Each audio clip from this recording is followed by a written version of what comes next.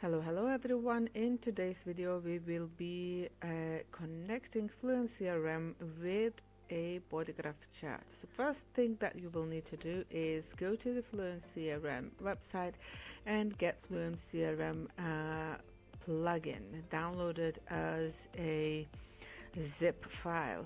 Now once the download is completed, you will find the zip file. You don't need to expand it, or just keep it as a zip file at the downloads, and then proceed with connecting that to the backend of your website. So first thing that you would do, you would go to the backend of your website, go to plugins, add new plugin, and then upload plugin, and this is where you will need to choose the zip file that you downloaded.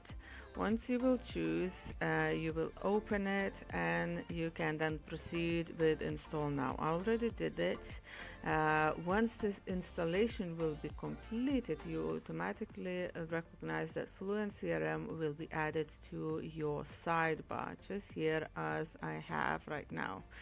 So you can go into CRM dashboard and see the details of the Fluent CRM. Now we need to connect that with a Bodygraph chat.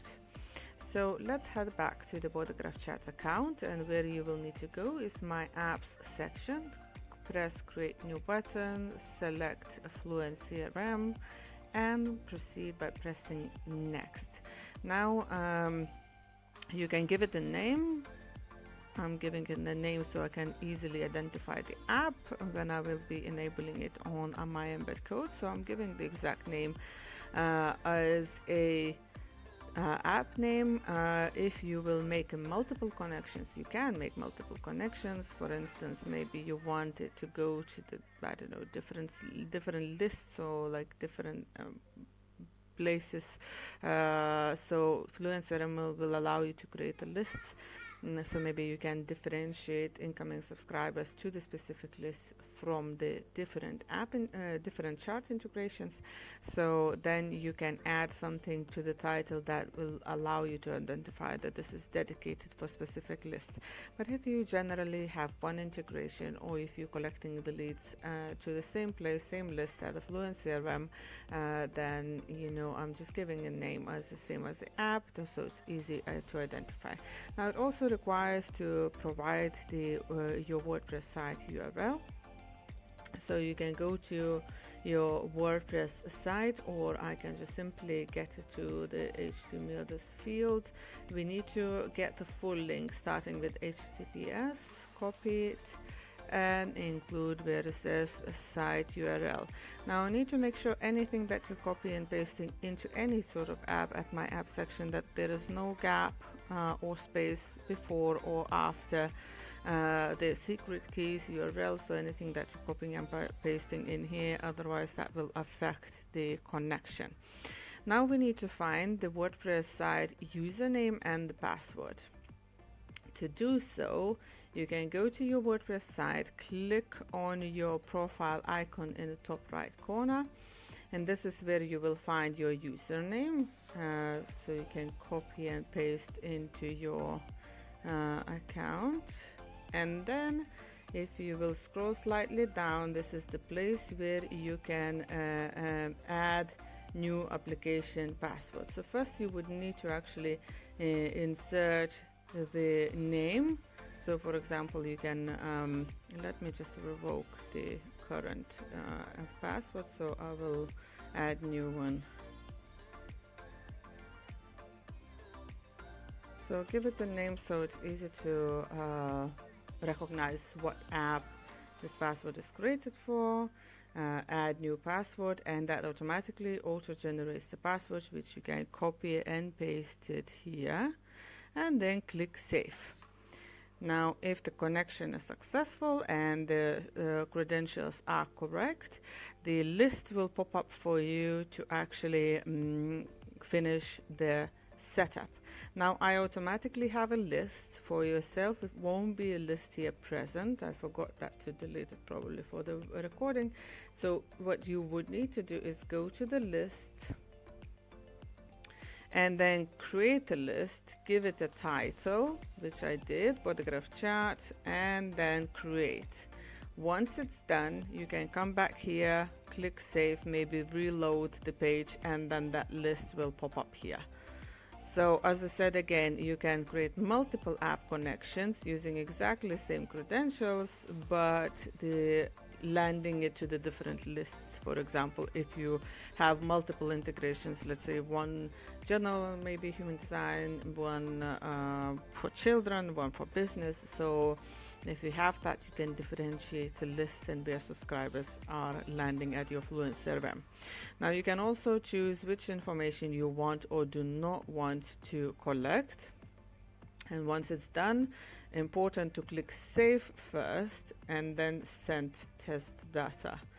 Let's check. Okay, the test data failed, probably because I already have that on my contacts because I previously tested it.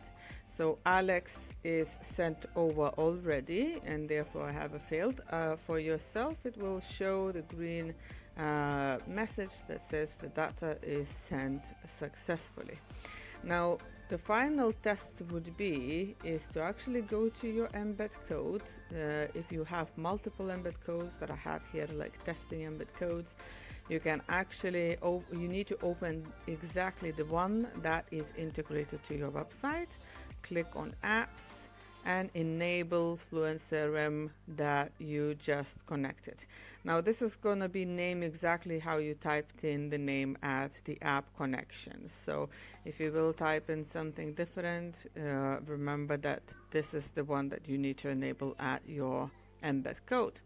And now you can go to your website, or as I do in this case, I can, for example, right now run a dummy text or the preview or your website. The best would be to do your website, so you see if data from your website lands in the Fluent CRM.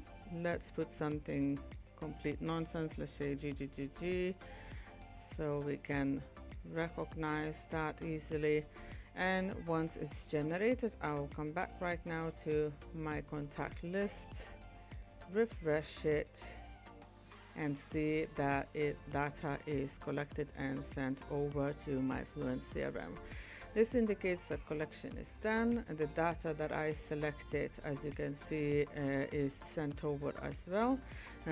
So that indicates that connection is successful.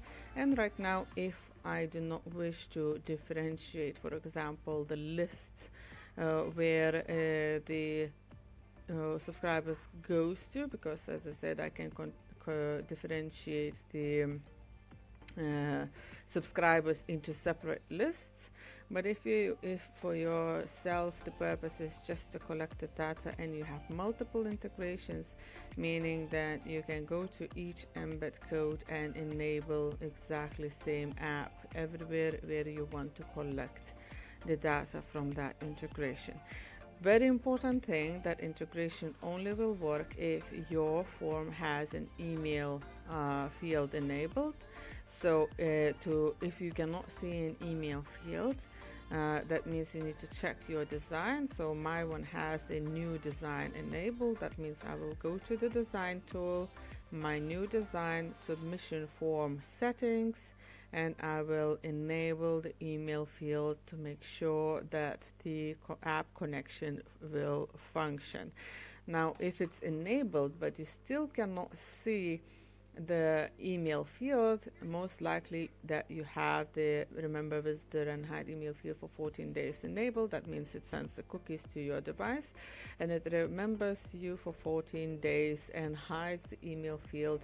This is valuable feature for people who run the charts, for example, multiple times using exactly same email address.